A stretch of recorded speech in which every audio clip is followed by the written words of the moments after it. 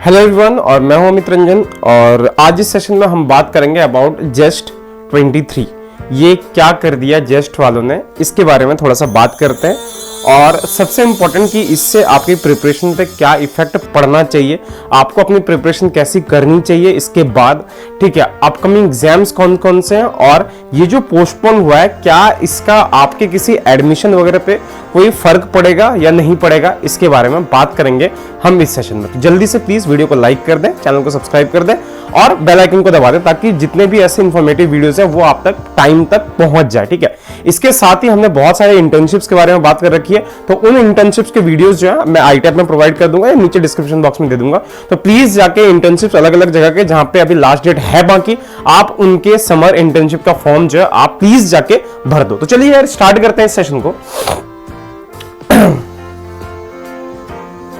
तो यार जेस्ट ने ऑफिशियली ये अनाउंस कर दिया कि आपको देखो एक खुशखबरी दी, साथ में एक बैड न्यूज दे दिया। और मोर ओवर मेरे को जहां तक लगता है कि that is more than a good news, it is a bad news. ये बैड न्यूज है मैक्सिमम आप सारे लोगों के लिए, ठीक है। कुछ लोग इसको अच्छा समझेंगे कि सर हमें प्रिपरेशन के लिए टाइम अच्छा मिल जाएगा, बट यार मेरे को जहां तक लगता है कि प्रिपरेशन के लिए टाइम तो मिलेगा, बट ऐसा कि इससे रिदम बहुत ज्यादा ब्रेक होगा। जनरली अभी कोविड के पहले जो जेस्ट के एग्जाम्स होते थे वो जैम के जस्ट एक वीक के बाद ही हो जाता था।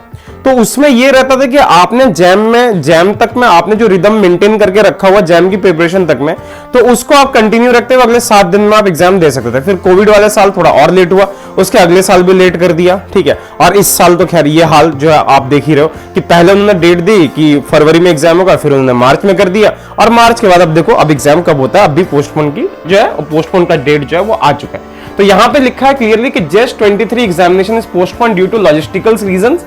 क्या रीजन है दे दिया, लॉजिस्टिकल रीजन है भाई, अब समझते रहो, इसको डिकोड करते रहो, हमें फर्क नहीं पड़ता, ठीक है। हमने पोस्टपोन कर दिया एग्जाम, आप लोग भाड़ में जाओ, ठीक है। हाँ, आपसे हमने एडमिशन के पैसे भी ले लिए हैं, तो प्लीज पैसे जल्दी टाइम पे जमा कर दो, जो भी है। बहुत सारी ऐसी बातें हैं जिसके बारे में क्या ही बात करें, ठीक है। तो भाई बात जो करेंगे इस सेशन में कि यार इससे आपके एडमिशंस पे क्या असर पड़ेगा।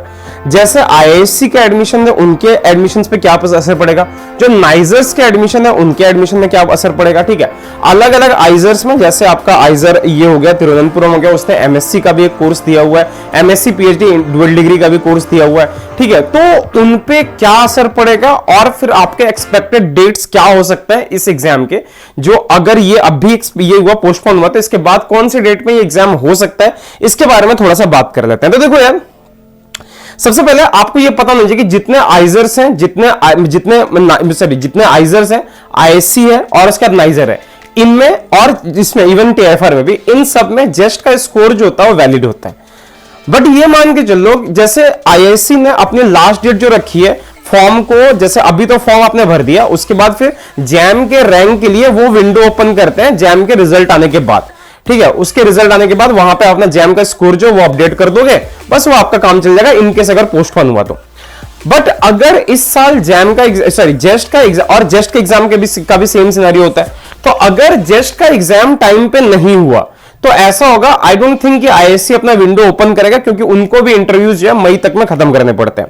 और अगर इन्होंने मई तक में रिजल्ट नहीं दिया या अप्रैल तक में, देखो अगर एग्जाम अप्रैल में नहीं हुआ तो मई में रिजल्ट नहीं आएगा, और अगर मई तक में रिजल्ट नहीं आया तो फिर जो वो बच्चे जिनका किसी कारण से, है ना, कि जिनकी तबीयत खराब थी या कुछ ऐसा हुआ जिसके कारण उनका जैम का एग्जाम खराब हो गया, और वो अभी फुल प्रिपरेशन में लगे हुए हैं भाई कि चलो ठीक है आईआईएससी का फॉर्म हमने भर दिया है, या फिर कुछ ऐसा है कि जेस्ट के थ्रू उसमें जाने की कोशिश करेंगे, या टीएफआर जो है जिनका टीएफआर जीएस में नहीं हुआ वो जेस्ट के थ्रू जाने की कोशिश करेंगे, तो कहीं ना कहीं उनकी उम्मीदों को हम समझ सकते हैं कि एक छोटा सा झटका जो वो लगा होगा अभी, ठीक है, लग सकता है। बट मतलब प्रे करते हैं यार कि आपका ये एग्जाम जो है टाइम पे हो जाए, जिससे रिजल्ट जो है वो टाइम पे निकले, और ऐसे सारे इंस्टीट्यूट्स जो इंटरव्यू कंडक्ट कराने वाले हैं उनके इंटरव्यू से पहले पर इनका रिजल्ट आ जाए, ताकि आप इसके थ्रू उसके अंदर जा सको।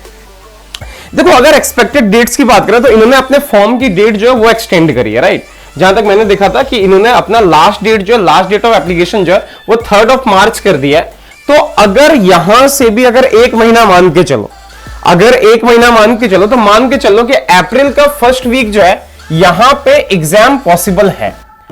अप्रैल फर्स्ट वीक में इसका एग्जाम पॉसिबल है या फिर फर्स्ट टू सेकंड वीक में एग्जाम पॉसिबल है। अगर यहां तक भी एग्जाम हो जाता है तो मान के चलो अगले 20 दिनों में इसका रिजल्ट आउट हो जाएगा। 20 दिन 15 दिन में इसका रिजल्ट आउट हो जाएगा इन केस अगर एग्जाम लेट हुआ है तो।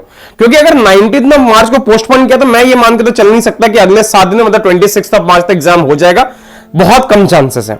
अगर 3 मार्च इसकी लास्ट डेट है तो जहां तक मुझे लग रहा है, ठीक है, आप इतना मान के चलो कि यार फॉर्म के बाद एडमिट कार्ड वगैरह सब कुछ ये करने में 1 महीने का टाइम भी अगर लगे तो मान के चलते हैं 3rd ऑफ अप्रैल या फिर उसके बाद उसके आसपास का जो सैटरडे संडे वीकेंड है वहां पे ये एग्जाम आपका हो जाएगा। तो आप सारे लोगों से रिक्वेस्ट है कि अगर आप प्रिपरेशन, देखो मुझे ये तो बिल्कुल भी नहीं लगता कि इसका एग्जाम जो जून जुलाई तक में जाएगा, इतना दूर नहीं जाएगा।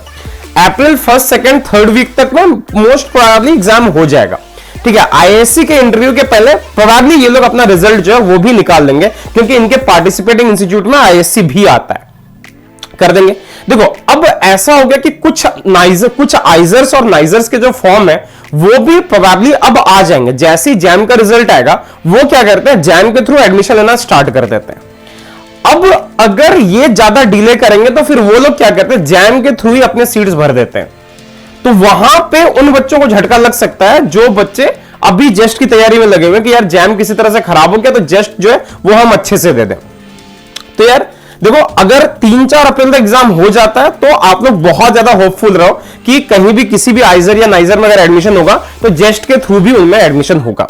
तो ये ड्रॉबैक्स भी है। अब मैं क्या बोलूं, अब आपके पास टाइम भी है, चलो ठीक है 1 महीने का टाइम आपके पास, अभी 11 मार्च को होने वाला था ना एग्जाम, तो अब जो है किसी तरह से मैं मान के चलता हूं कि चलो ठीक है यार आपका एग्जाम जो है वो 26 मतलब लास्ट ये वीक ऑफ मार्च अगर नहीं हुआ तो फर्स्ट वीक और सेकेंड वीक ऑफ अप्रैल तक हो जाएगा।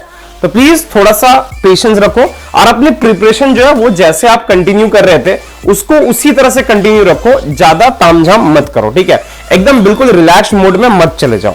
और यार अनअकैडमी पे जस्ट की प्रिपरेशन जो है वो आपका चल रहा है अभी, ठीक है, और ये आपका स्टार्ट भी होगा, मतलब अभी ऑलरेडी हमने स्टार्ट कर दिया, वैसे यहाँ पे 5th ऑफ मार्च दिखा रहा है बट हमने स्टार्ट कर दिया 1st ऑफ मार्च से। तो आप इस क्यूआर कोड को स्कैन करके डायरेक्ट इस क्यूआर कोड को सिंपली अपने फोन में स्कैन करो।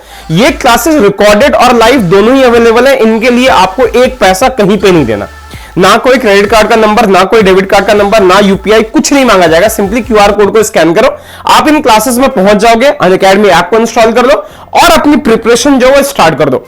देखो अब सारे टॉपिक्स डिटेल में नहीं हो सकते बट हाँ अगर जैम की प्रिपरेशन में अगर आपने कुछ टॉपिक्स पढ़े हैं तो हमने उन्हीं टॉपिक्स को आगे एक्सटेंड किया है, क्योंकि जेस्ट में कोई स्टैंडर्ड क्वेश्चंस जो है वो भी आते हैं, ठीक है, मास्टर्स लेवल के भी क्वेश्चंस आते हैं, तो उन सारे तरह के क्वेश्चंस को कराया गया जो जेस्ट में आ सकते हैं। जैसे अभी एसटीआर का टॉपिक चल रहा है, स्टैटिस्टिकल मैकेनिक्स का चल रहा है, क्वांटम का चल रहा है, ठीक है, ये हमारे YouTube channel CSIR net Unacademy का यूट्यूब चैनल है, ये इसके थ्रू आप जा सकते हो। और उसके बाद फिर अनअकैडमी IIT जैम का यूट्यूब चैनल है, इन तीनों पे रोज फ्री क्लासेस हो रही है, आप जाके उनको अटेंड करो, ठीक है। टाइमिंग मोस्टली मॉर्निंग का है या फिर इवनिंग का है, तो अगर आप रेगुलर कॉलेज भी जा रहे हो तो उसके साथ भी आप इन क्लासेस को बहुत आराम से अटेंड कर सकते हो, ठीक है। अच्छा अब आते हैं वापस अपने टॉपिक पे कि यार अब हमें क्या करना चाहिए। देखो यार सबसे पहली चीज मैं आपको रिकमेंड करूंगा कि यार अभी रिलैक्स होकर आप मत बैठो, ठीक है। जैम में जो हो गया, अगर आपका जैम बहुत अच्छा गया तो भी आपको इस एग्जाम की प्रिपरेशन करनी चाहिए, ठीक है। आप जैसे जिस पेस से आपने जैम की प्रिपरेशन कर रहे थे आप आखिरी मोमेंट में जनवरी फरवरी में, कोशिश करो कि उसी रिदम में आप 1-2 दिन में वापस आ जाओ, ठीक है। क्योंकि अगर आपके पास 1 महीने का टाइम है तो आप चाहो तो इसको बहुत ज्यादा फ्रूटफुल बना सकते हो कि आप बहुत सारे, मैंने लगभग 50 से 60 लेक्चर जस्ट बेसिक अनअकैडमी पर डाल रखे हैं, लाइव क्लासेस ले रखे हैं, ठीक है, शायद उससे ज्यादा ही होंगे। आप जाके उन लेक्चर्स को जाके देख सकते हो, उसमें क्लासिकल क्वांटम पूरा कवर कराया गया जितना जस्ट में आता है, ठीक है। उसमें पीवाईक्यूज है, TIFR के पीवाईक्यूज है, जस्ट के पीवाईक्यूज है, CSIR नेट के पीवाईक्यूज है, तो उनको जाके प्लीज आप देखना स्टार्ट कर दो। अभी टाइम है आपके पास, एकदम डेली देखो 2-3 लेक्चर देखोगे तो भी आप बहुत आराम से सिलेबस ये कंप्लीट कर लोगे, ठीक है। और उसके साथ साथ जितना आपने जैम के लिए पढ़ा था उसको प्लीज दोबारा से एक बार अच्छे से रिवाइज कर दो, क्योंकि जैम वाला भी यहां पे इक्वली इंपॉर्टेंट है। 40-50% तक क्वेश्चन मान के चलो, 50 मतलब 60% तक मान के चलो, 60% तक क्वेश्चन जो अभी भी जैम के सिलेबस से ही आएगा, बाकी 40% जो क्लासिकल क्वांटम EMT जो आपका एडवांस वाला पार्ट है वहां से आएगा। तो वहां से प्रिपरेशन जो है करना प्लीज स्टार्ट कर दो, रुको मत अभी, ठीक है, चाहे आपको कोई सा भी, अगर आपने लेक्चर्स देख रखे हैं, अगर आप पढ़ रखे हो ऑलरेडी, तो ऐसा है उसके पीवाईक्यूज मिल जाएंगे। पीवाईक्यूज का रिवीजन करना स्टार्ट कर दो। अगर आपके पास टाइम है तो एक लिम की बुक आएगी, वाई के लिम की एक बुक आती है, वाई के लिम से कुछ सेलेक्टेड क्वेश्चन जो है लिम के अलग अलग टॉपिक्स के जो है सेलेक्टेड क्वेश्चंस आते हैं, उन सेलेक्टेड क्वेश्चंस को करना स्टार्ट कर दो अगर आपने पीवाईक्यूज कर रखा है तो।